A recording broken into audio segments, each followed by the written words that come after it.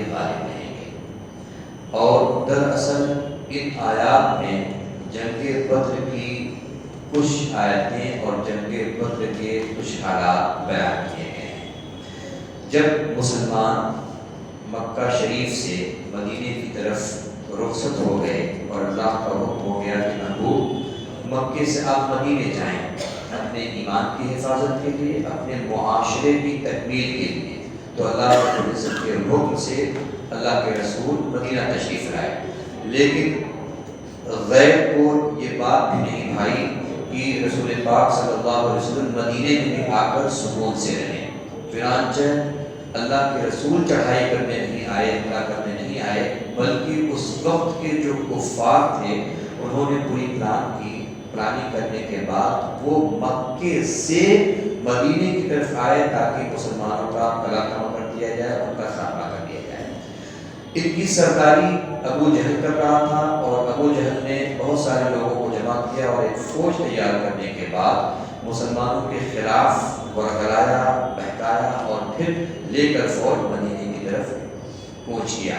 میرے آقا صلی اللہ علیہ وسلم کو خبر ہوئی کہ میرے آقا صلی اللہ علیہ وسلم نے صحابہ سے مشورہ کیا کہ کیا کرنا چاہیے۔ ایسا نہیں ہے کہ میرے آقا کو علم نہیں تھا، لیکن میرے آقا نے مشورہ کر کے یہ ذہن دے دیا کہ اے لوگوں، میں نبی ہو کر مشورہ کر رہا ہوں، تم میری امت میں ہو، اس وجہ سے تم بھی مشورہ کر لیا کرو تاکہ تم کو سنت کا ثواب مل جائے۔ اللہ کے رسول صلی اللہ علیہ وسلم نے مشورہ کیا۔ مشورہ کرنے کے بعد وہ 313 لوگ جو سب سے پہلی جنگ اسلام میں شریک ہوئے، 313 لوگ ہیں، اور ادھر ایک جنگ غفیر ہے، یہاں کچھ بھی نہیں ہے، گھوڑے بھی چنے ہوئے ہیں، بہت مختصر جانور ہیں اور بہت مختصر تلواریں ہیں، ہتھیار بھی نہیں ہیں، لیکن بے سر و سامانی کے باوجود بھی اللہ کے رسول صلی اللہ علیہ وسلم نے ارشاد فرمایا ہمیں اپنی تلوار پر بھروسہ نہیں ہے، ہمیں اپنی ذات پر بھروسہ نہیں ہے، لیکن اللہ کی ذات پر ضرور بھروسہ ہے۔ اللہ کی مدد آئے گی اور اللہ کی مدد سے ہم فتح یاب ہوں گے الحمدللہ۔ اور پھر نبی کریم صلی اللہ علیہ وسلم نے مشورہ کیا، صحابہ نے مشورہ دیا کہ حضور ہم کو مدینے سے باہر نکلنا چاہیے، اور مدینے سے باہر نکل کر کچھ دور کے راستے کے طے کرنے کے بعد ایک جگہ آتی ہے جس کا نام ہے بدر۔ اس جگہ کا ہی نام ہے بدر، اس وجہ سے اس پوری جنگ کو ہی جنگ بدر کہا جاتا ہے، یعنی وہ جنگ جو بدر کے میدان میں لڑی گئی۔ جنگ ہوئی، اب عام حالات میں سوچیں، تھوڑی چیز میں آپ کو بتا دیتا ہوں۔ عام حالات میں جنگ میں بڑی کساکسی ہوتی ہے، کشمکش رہتی ہے، کوئی چوک نہ ہونے پائے، کہیں ایسا نہ ہو دشمن ہمارے اوپر حملہ کرے اور ہم چوک کھائیں تو پھر ہماری زندگی بھی چلی جائے گی۔ لیکن یہاں معاملہ بالکل برعکس تھا۔ اللہ کے رسول صلی اللہ علیہ وسلم پر قرآن نازل ہوا اور قرآن کہتا ہے اے محبوب ہم آپ کے چاہنے والوں صحابہ کو ایسی حالت میں کہہ دیں گے جیسے نیند میں۔ نیند میں ہونے کا مطلب جانتے ہیں کہ آدمی کو جب سکون ہو تبھی نیند آتی ہے، اور صحابہ کو نیند جیسی حالت کر دی گئی، یعنی تمہیں گھبرانے کی ضرورت نہیں ہے، اللہ رب العزت تمہاری پشت پناہی کر رہا ہے، تم مت گھبراؤ، کشمکش مت رہو، تم لڑو گے اور غالب تم ہی ہوگے۔ اور الحمدللہ اللہ نے فتح سے ہمکنار فرمایا۔ اس سے پہلے شیطان نے آ کے لوگوں کو بتایا تھا، ابلیس نے آ کے بتایا تھا سب لوگ مل کے چلو، اور پھر اس کے بعد محمد عربی اور ان کے چاہنے والوں کا خاتمہ کر دو۔ شیطان بھی ساتھ میں آیا تھا، لیکن جب اس نے دیکھا کہ فرشتوں کا نزول ہو رہا ہے تو شیطان، ایک روایت میں آتا ہے شیطان فرٹ کرتے ہوئے بھاگا۔ You can understand what does flirt mean, اچھا نہیں لگتا ہے بولتے ہوئے، لیکن فرٹ کرتے ہوئے بھاگا اور کہا انی ارا ما لا ترون، میں جو دیکھ رہا ہوں وہ تم نہیں دیکھ رہے ہو، بھاگ گیا۔ اور اللہ رب العزت نے اپنے ان گنے چنے بندوں کو ایسی فتح عطا فرمائی جو آج بھی قرآن کا حصہ ہے اور تاریخ اسلام کا حصہ ہے۔ الحمدللہ میرے آقا صلی اللہ علیہ وسلم نے جب دعا کی، اور دعا کے الفاظ تھے کہ مولا، یہ جب دل ٹوٹا ہوا ہوتا ہے اور بہت پریشانی میں آدمی ہوتا ہے دعا بھی بالکل دل سے یہاں سے نکلتی ہے۔ میرے آقا نے اپنے رب کی بارگاہ میں سجدہ کر کے روتے ہوئے دعا کی، مولا اگر آج ان مٹھی بھر بندوں کو تو نے فتح نہیں کی تو مولا پوری دنیا میں کبھی بھی تیرے نام پر سجدہ کرنے والے کوئی نہیں ہوگا۔ مولا آج ان مٹھی بھر مسلمانوں کو فتح عطا فرما دے۔ ابھی میرے آقا دعا ہی فرما رہے تھے کہ حضرت جبریل امین سے رب تبارک و تعالیٰ نے فرمایا، اے جبریل سدرہ پر بیٹھنے کا وقت نہیں ہے، جاؤ میرے محبوب کی مدد کرنے کے لیے حاضر ہو۔ اور حضرت جبریل امین فرشتوں کی جھرمٹ کو لے کر آقا صلی اللہ علیہ وسلم کی بارگاہ میں حاضر ہو گئے۔ اور یہیں تک نہیں بلکہ رب تبارک و تعالیٰ نے فرمایا، محبوب جب آپ کوئی کنکری مار رہے ہیں نا تو یہ آپ نہیں مار رہے بلکہ آپ کا رب مار رہا ہے۔ یہ آپ کا عمل آپ مار تو رہے ہیں لیکن یہ رب تبارک و تعالیٰ فرماتا ہے یہ آپ کی طرف سے نہیں میری طرف سے مارا جا رہا ہے۔ فَلَمْ تَقْتُلُوهُ وَلَكِنَّ اللَّهَ قَتَلَهُ وَمَا رَمَيْتَ إِذْ رَمَيْتَ وَلَكِنَّ اللَّهَ رَمَى۔ جو بھی کنکری آپ مار رہے ہیں گویا وہ اللہ کی طرف سے اللہ اس کو مار رہا ہے۔ گویا محبوب کے عمل کو رب تبارک و تعالیٰ نے اپنا عمل بتایا اور اس طرح سے رب تبارک و تعالیٰ نے فتح عطا فرمائی۔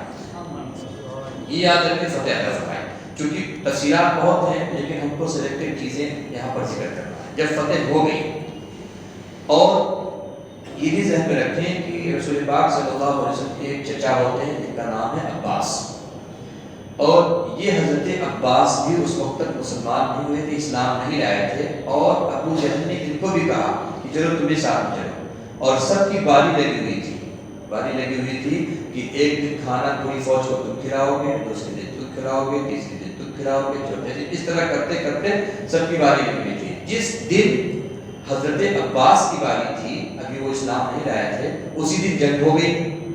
جب جنگ ہو گئی توجہ دیں، جنگ ہو گئی تو سارا پیسہ ان کا بچ گیا۔ اور اس سے پہلے بھی جب حضرت عباس مکے سے مدینے کی طرف روانہ ہو رہے تھے، بڑی توجہ کی بات ہے، بڑی مارکے کی بات ہے، جب مکے سے مدینے کی طرف آ رہے تھے تو اپنی بیوی سے انہوں نے کہا، کچھ سونا اور کچھ چاندی اور کچھ جواہرات، کچھ کہہ لیجیے جویلری اپنی بیوی کو دینے کے بعد کہا، دیکھو میں تو مدینہ جا رہا ہوں، آئی ڈونٹ نو کہ واپس آؤں گا نہیں آؤں گا، یہ مال ہے، ہمارے بچے ہیں، ان بچوں کے لیے تم مال رکھو، اگر میں آ گیا دیٹس ویل اینڈ گڈ، اور اگر نہیں آیا تو کم سے کم تمہاری زندگی میں یہ کام آئے گا، میرے بچوں کے کام میں آئے گا، ٹھیک ہے، یہ ذہن میں رکھیں آپ۔ ادھر جب رسول پاک صلی اللہ علیہ وسلم جنگ جیت گئے، فتح ہو گئی اللہ کے فضل و کرم سے، تو یہ ہوا کہ جو لوگ گرفتار کیے گئے ہیں ان کے ساتھ کیا کیا جائے۔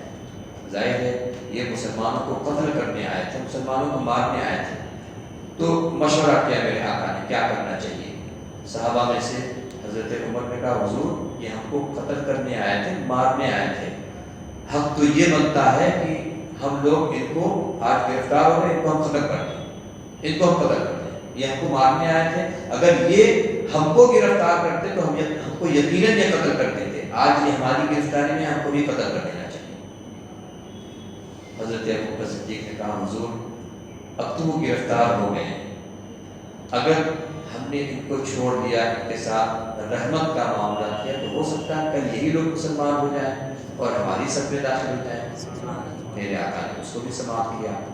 کسی اور کا مشورہ آیا کہ حضور ان کو چھوڑا تو جائے لیکن ان سے کچھ فدیہ لے لیا جائے، انہوں نے ہمارا نقصان کرایا ہے، ہم مدینے سے باہر نکلے، فوج تیار کیا، اس میں آخر کچھ تو پیسہ اور کچھ تو معاملہ خرچ ہوتا ہے، تو بھائی انہوں نے ہمارا نقصان کرایا، اس نقصان کی بھرپائی ہم ریلیز کروائیں، جو لوگ گرفتار کیے گئے ہیں ان سے ہم ایک متعینہ مال لیں گے تاکہ اس نقصان کی بھرپائی ہو سکے۔ بہرحال مشورہ ہونے کے بعد آخر میں مشورہ یہی قرار پایا کہ یہی کیا جائے، ان سے مال لے کر پھر ان کو آزاد کر دیا جائے، چھوڑ دیا جائے۔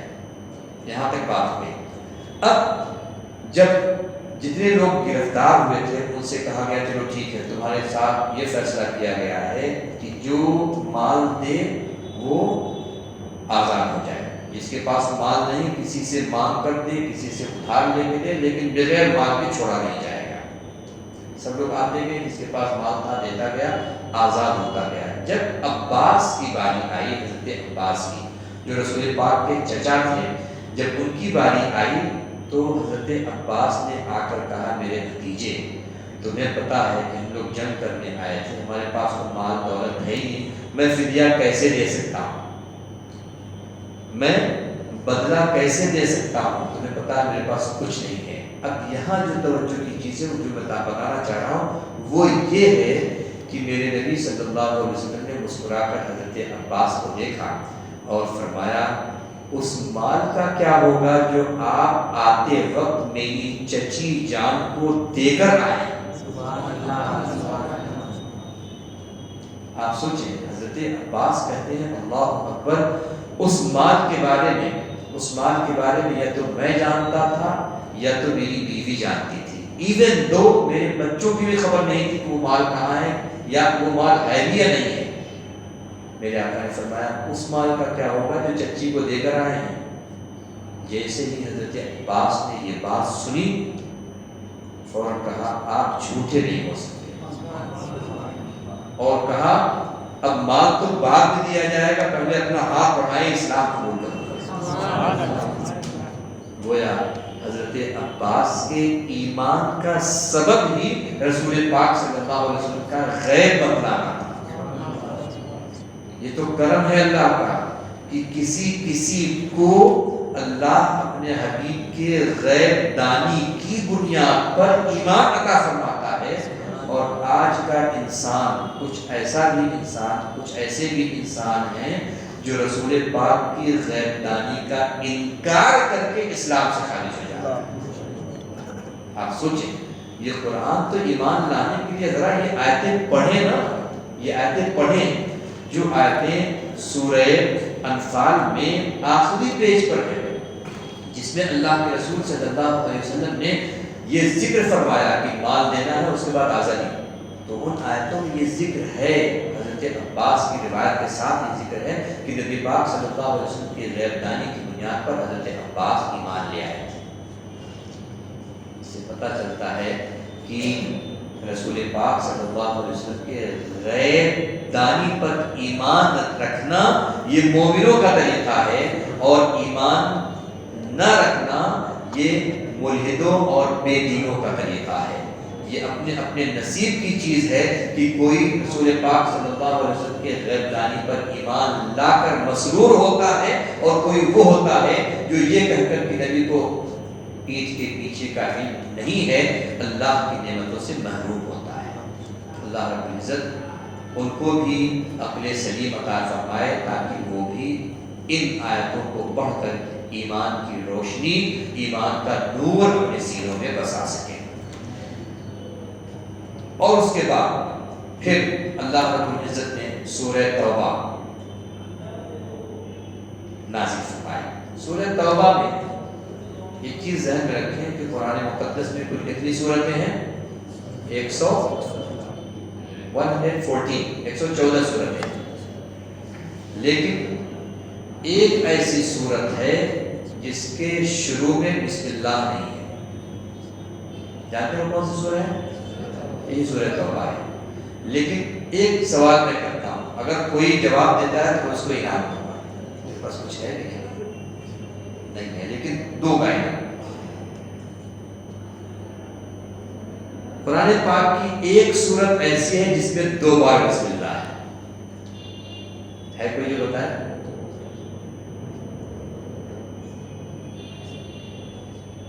دستک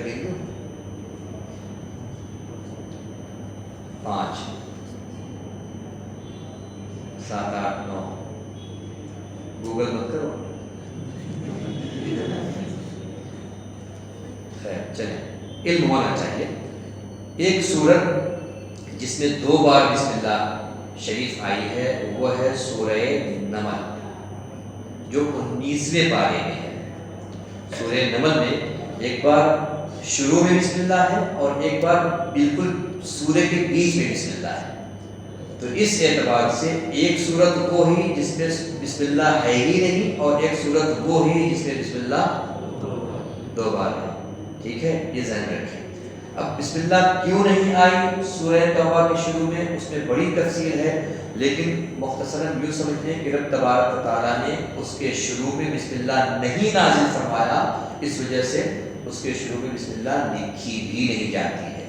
اب نازل کیوں نہیں فرمایا، پھر اس پر گفتگو ہوتی ہے. فرمایا یہ گیا کہ چونکہ سورہ توبہ کی ابتدائی جو آیتیں ہیں وہ غضب پر مشتمل ہیں، اللہ تعالیٰ کے غضب پر مشتمل ہیں، اور بسم اللہ شریف جو ہے بسم اللہ الرحمن الرحیم وہ رحمت پر مشتمل ہے، اور رحمت کو غضب سے ملانا نہیں چاہیے. اس وجہ سے رب تبارک و تعالیٰ نے آیت رحمت بسم اللہ شریف کو آیت غضب سے ملایا ہی نہیں، ایسا نازل ہی نہیں فرمایا تاکہ غضب اور رحمت ایک ساتھ جمع نہ ہو جائے. یہ چیز آپ ذہن میں رکھیں. اب سورہ توبہ میں اللہ رب العزت نے بڑی حکمت والی چیزیں اور منافقین کی پوری دھجی اکھاڑ کر رکھ دی ہے. جو رسول پاک صلی اللہ علیہ وسلم کی بارگاہ میں آتے تھے، ہم تو آپ کے ساتھ ہیں، ہم تو آپ کے ساتھ ہیں، اور میرے آقا سمجھتے تھے کہ یہ کس کے ساتھ ہے، لیکن میرے آقا نظر انداز کرتے تھے کہ چلو ہو سکتا ہے، اب بھی ہو سکتا ہے، اب بھی ہو سکتا ہے، اب بھی ہمارے ساتھ حقیقت دل کے ساتھ ہو جائے. لیکن جب یہ معاملہ ان کا بہت زیادہ بڑھ گیا تو رب تبارک و تعالیٰ نے قرآن نازل کر دیا. محبوب یہ جھوٹے ہیں، جھوٹے آتے ہیں کہتے ہیں ہم آپ کے ساتھ ہیں، وما منکم یہ آپ کے ساتھ ہے ہی نہیں. محبوب آپ بھلے اعراض کریں لیکن آپ کا رب ان کی کلئی کھول کر رکھ دے گا. ایک آیت ہے جو سورہ توبہ کے ہی اندر ہے، اس میں ہوا کیا، ایک صحابی، وہی چیز ظاہر ہے ہم ایمان والے ہیں تو ہم کو نظر وہی آتا ہے جس میں ہمارے آقا کی شان نظر آئے. آیت کریمہ ہے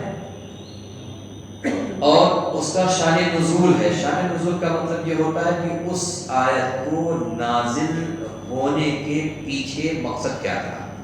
How Allah تبارک و تعالیٰ revealed that آیا particularly. ظاہر سی بات ہے قرآن 23 سال کے وقفے میں نازل ہوا، ایسا نہیں کہ ایک ساتھ نازل ہو گیا. 30 سال میں جیسی ضرورت پڑتی رہی according to the need of people Quran was revealed. ٹھیک ہے. اب ایک آیت کریمہ ہے قل اباللہ وآیاتہ ورسولہ کنتم تستہزئون. ایک صحابی آئے اور صحابی نے دوسرے سے کہا کہ میری اونٹنی گم ہو گئی ہے. کیا کہا؟ میری اونٹنی گم ہو گئی ہے، پتہ نہیں کہاں چلی گئی، میں جا رہا ہوں رسول پاک سے پوچھ لوں گا، رسول بتا دیں گے کہ اونٹنی کہاں ہے. تو یہ عقیدہ ہوا نا صحابہ کا کہ میرے آقا کو پتہ ہے کہ اونٹنی کہاں ہے. خیر، جس سے یہ صحابی کہہ رہے تھے وہ بندہ فوج میں تو مسلمانوں کے تھا لیکن منافق تھا، اور منافق بیچ بیچ میں گھسے ہوئے تھے تاکہ مسلمانوں کو کبھی کبھی ورگلاتے ہیں. اس نے کہا کہ عجیب بات ہے، اونٹنی تمہاری بھی ہوئی ہے اور تم رسول سے جا کے پوچھو کہ جاؤ ڈھونڈو تلاش کرو مل جائے گی، رسول کو کیا پتا کہ اونٹنی کہاں ہے. منافق نے کہا، ذہن میں رکھیں کہ منافق نے یہ کہا کہ رسول کو کیا پتا کہ اونٹنی کہاں ہے، اور صحابی نے کہا نہیں میرے رسول کو پتا ہے کہ اونٹنی کہاں ہے. اب اپنے اپنے نصیب کی بات ہے، کوئی صحابی والے قول پر عمل کرتے ہوئے رسول کو غیب داں جانتا ہے، اور کوئی منافق والے قول پر عمل کرتے ہوئے یہ کہتا ہے کہ رسول کو کیا پتا. تو یہ بڑے کرم کے فیصلے، یہ بڑے نصیب کی بات ہے کہ الحمدللہ ہم صحابہ کے طریقے پر ہیں.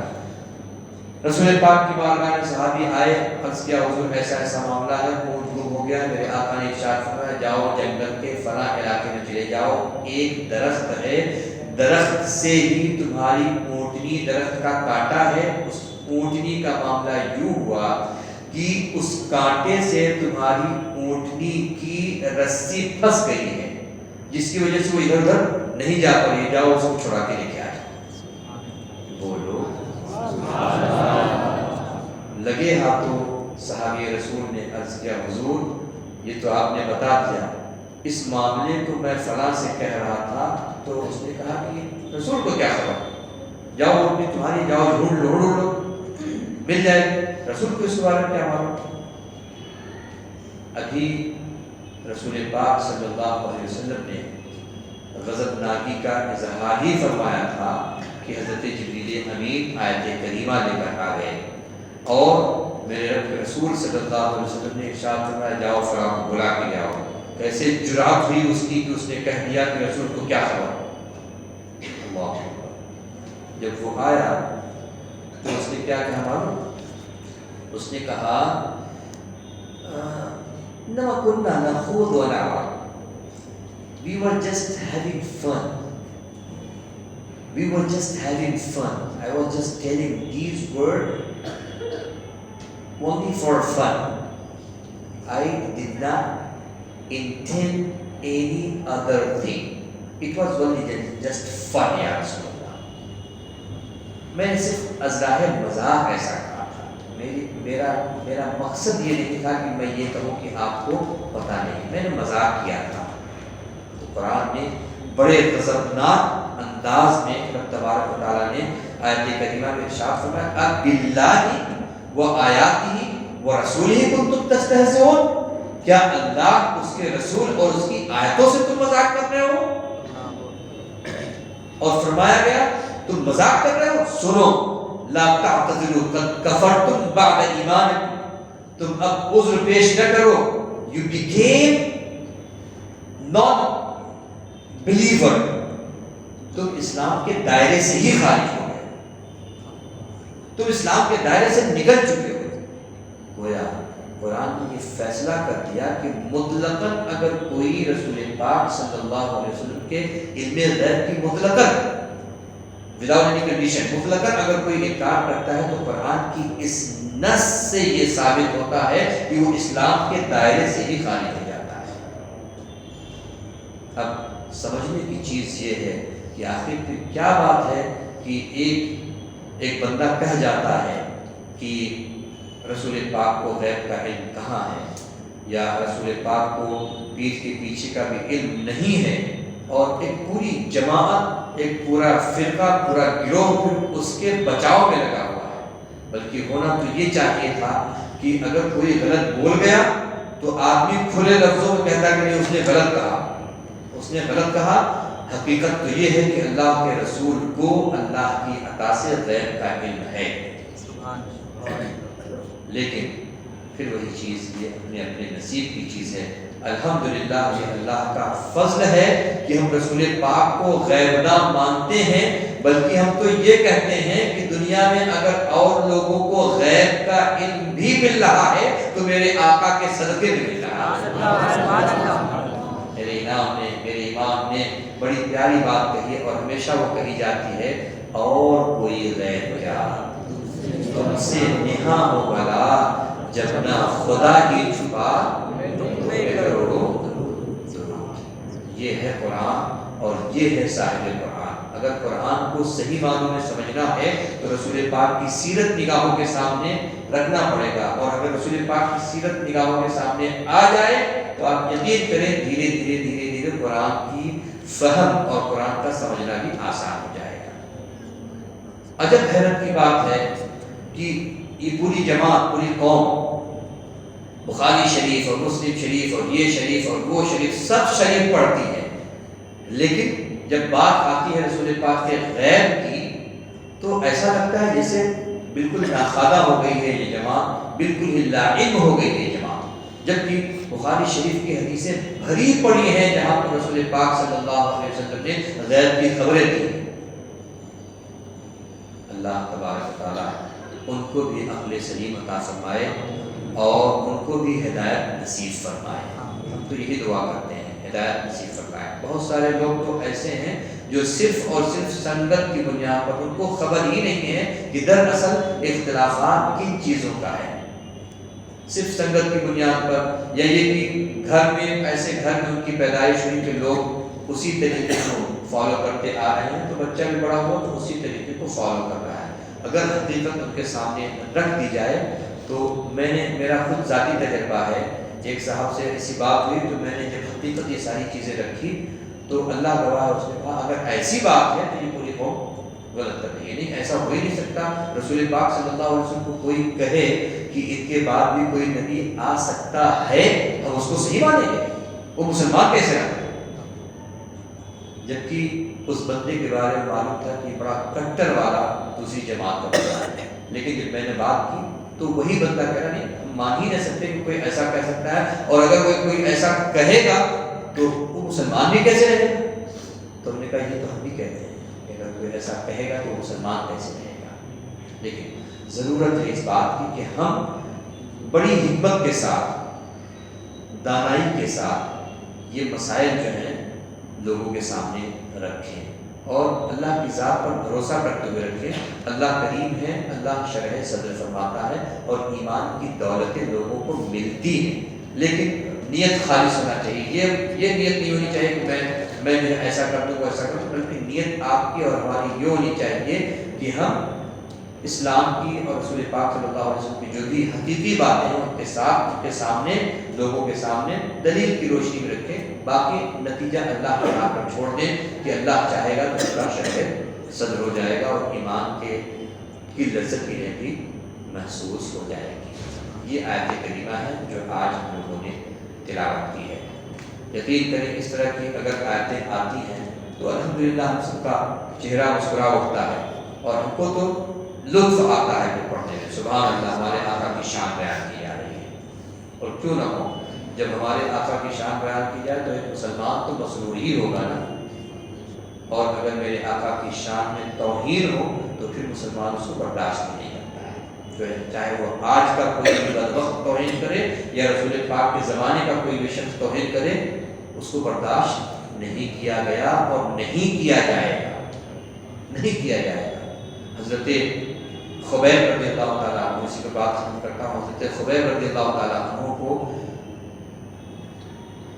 لوگوں نے گرفتار کر لیا اور کہا کہ ہم تمہیں گرفتار کر لیں، تمہیں چھوڑ بھی سکتے ہیں ایک ہی شرط پر، only one condition، اگر تم اپنے نبی کو گالی دے دو معذاللہ تو تمہیں چھوڑا جا سکتا ہے۔